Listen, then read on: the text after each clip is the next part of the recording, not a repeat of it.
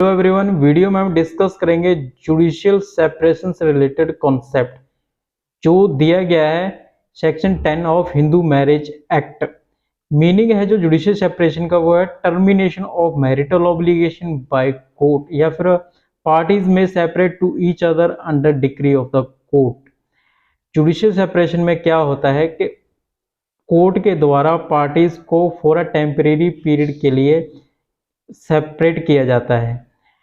That means court के द्वारा husband and wife को सेपरेट किया जाना फॉर अ टेम्परेरी पीरियड के लिए वो जुडिशियल सेपरेशन कहलाता है।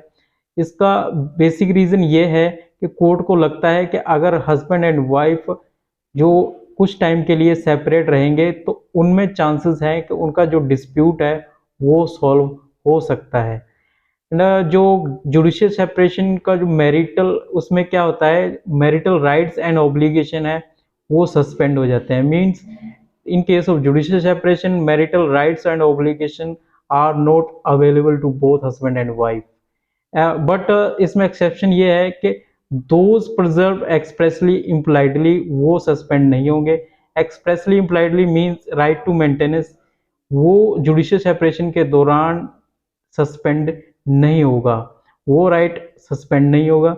Otherwise other rights and obligation जो मैरिटल राइट्स एंड ऑब्लिगेशन है वो जुडिशियल सेपरेशन के दौरान सस्पेंड हो जाते हैं। मींस वो अवेलेबल नहीं होते हस्बैंड एंड वाइफ को। बट जो right to maintenance and other right to custody of child है वो सस्पेंड नहीं होगा बिकॉज वो एक्सप्रेसली प्रोवाइडेड है। एंड जो स्टेटस है जुडिशियल सेपरेशन में वो पार्टी जो हस्बैंड एंड वाइफ का ही रहेगा। बिकॉज इसमें क्या होता है कि पार्टीज को जो पार्टीज मीन जो हस्बैंड एंड वाइफ है उनको टेम्परेरी पीरियड के लिए कोर्ट सेपरेट कर रहा है।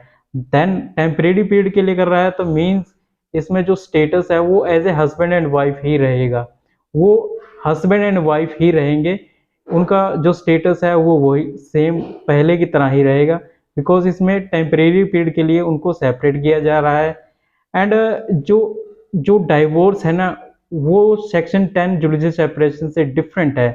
मींस डाइवोर्स के केस में जो पार्टीज हस्बैंड एंड वाइफ हैं उनको फॉर टेम्परेरी उनको परमानेंट पीरियड के लिए सेपरेट किया जाता है कोर्ट के द्वारा।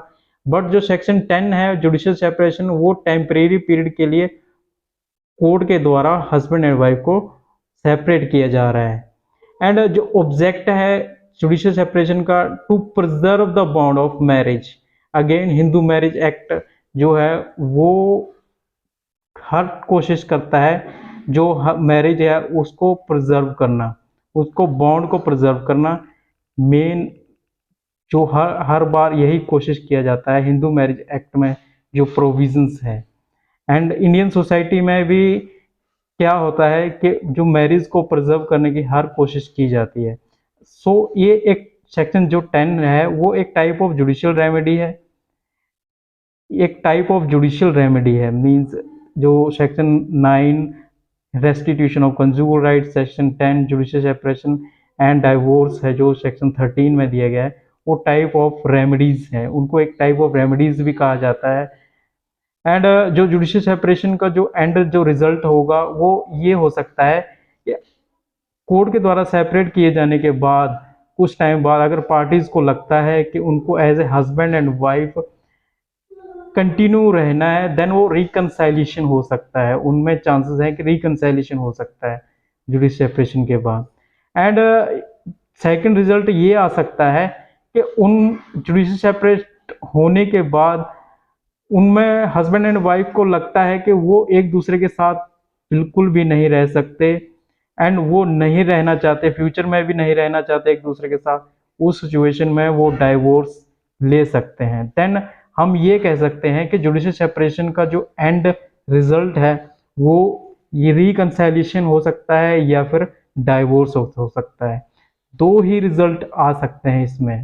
एंड जो नया कॉन्सेप्ट है वो ये है कि जुडिशियल सेपरेशन की डिक्री पास होने के बाद, उसकी डिक्री पास होने के 1 साल बाद अगर हस्बैंड एंड वाइफ को लगता है कि वो एक दूसरे के साथ बिल्कुल भी नहीं रहना चाहते, उस सिचुएशन में ये एक ग्राउंड ऑफ डाइवोर्स बन जाता है।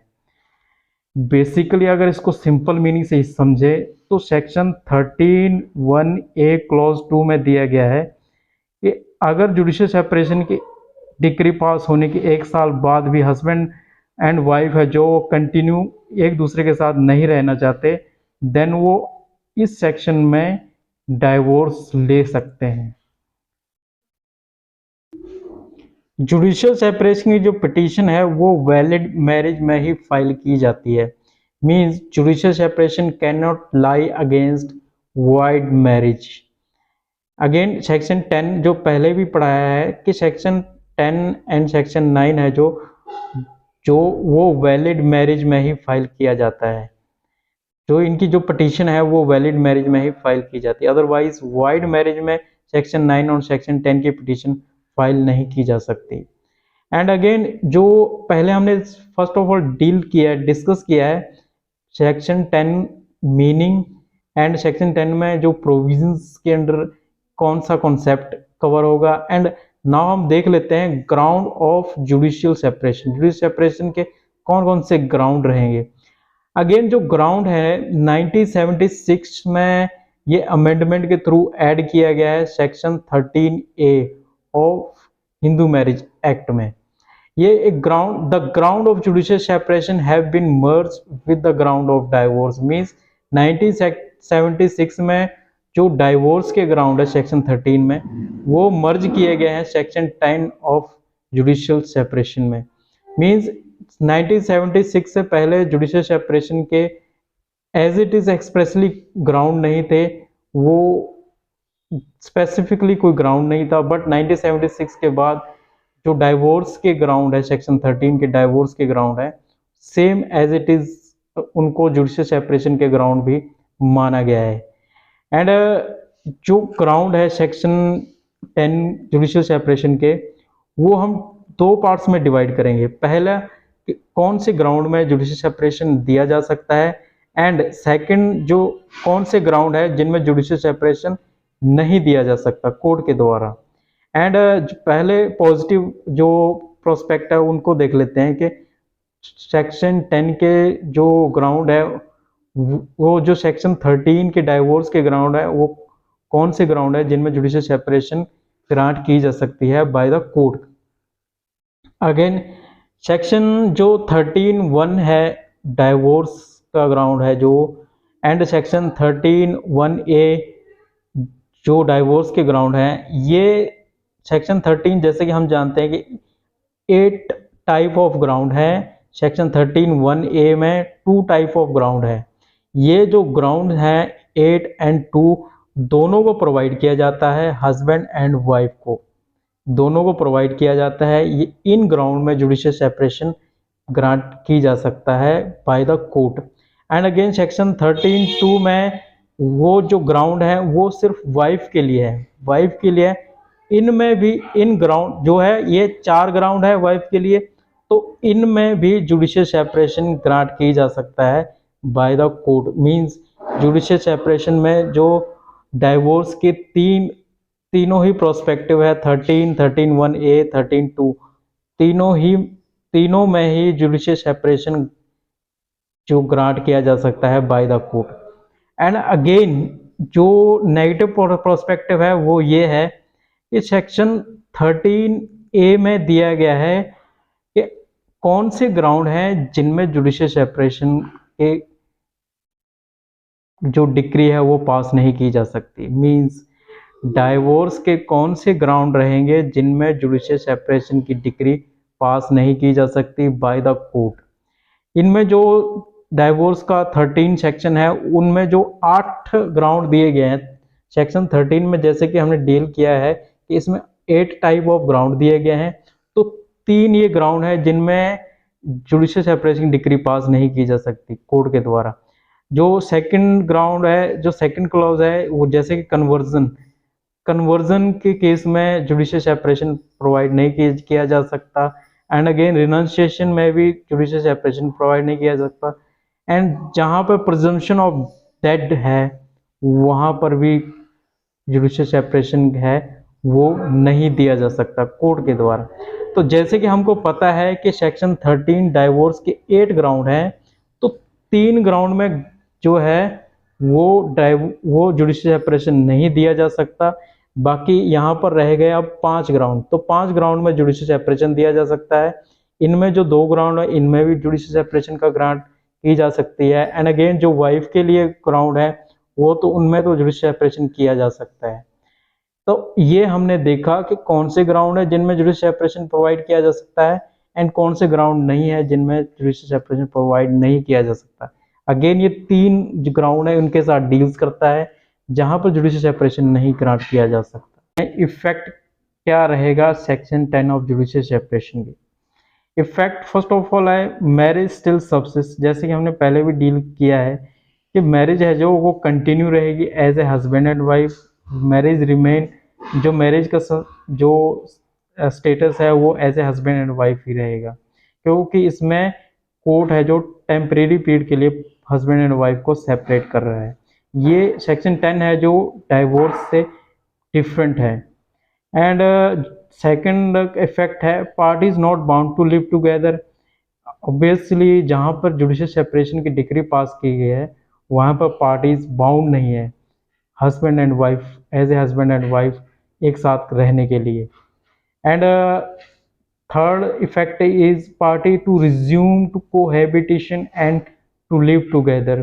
जुडिशियल सेपरेशन की डिक्री पास होने के बाद अगर पार्टी को लगता है कि उनमें जो डिस्प्यूट है वो सॉल्व हो सकता है एंड वो एक दूसरे के साथ दोबारा रहना चाहते हैं, रिज्यूम करना चाहते हैं cohabitation and to live together, then वो कर सकते हैं, क्योंकि कोर्ट इसमें टेम्परेरी पीरियड के लिए उनको सेपरेट कर रहा है ना कि परमानेंट पीरियड के लिए। And again this is sexual intercourse after decree. ये एक कंट्रोवर्शियल पॉइंट है जो कि एक पिनल ऑफेंस है। जैसे कि जुडिशियल डिक्री पास होने के बाद अगर सेक्सुअल इंटरकोर्स किया जाता है हस्बैंड के द्वारा without forcefully without consent, then husband है will be liable under section 376 B of IPC. तो ये एक पेनल्टी है जो वो हस्बैंड लाइबल होगा 376 बी ऑफ आईपीसी। इसमें जो पनिशमेंट है वो दी गई है कि इसमें पनिशमेंट दी गई है आईपीसी में कि अगर हस्बैंड अगर ऐसा करता है देन वो लाइबल होगा पनिशमेंट के लिए। During judicial separation if any one of them remarriage means judicial separation decree pass की गई है कोर्ट के द्वारा, अगर उसी के दौरान हस्बैंड या वाइफ है जो वो किसी और के साथ मैरिज करते हैं देन उस सिचुएशन में जो हस्बैंड या wife he she guilty of bigamy होंगे। बिकॉज बाइगेमी का कॉन्सेप्ट क्यों आ रहा है इसमें? अगेन जो कोर्ट ने सेपरेट किया गया है हस्बैंड एंड वाइफ को अंडर जुडिशियल सेपरेशन में वो टेम्परेरी पीरियड के लिए सेपरेट किया है ना कि परमानेंट पीरियड के लिए। स्टेटस भी हस्बैंड एंड वाइफ का कंटिन्यू रहेगा। उस सिचुएशन में अगर वो रीमैरिज करते हैं तो अगेन उनका बाइगेमी का जो कॉन्सेप्ट है वो अराइज होगा, वो लाइबल होंगे under the offence of bigamy. And जो सेक्शन 10 ऑफ जुडिशियल सेपरेशन है वो एक type of judgment in rem है। मींस वो जो डिक्री होगा वो जजमेंट इन रेम होगा। मींस वो judgment for the whole world के लिए होगा। एंड ये था हमारा concept section 10 of Hindu marriage act judicial separation.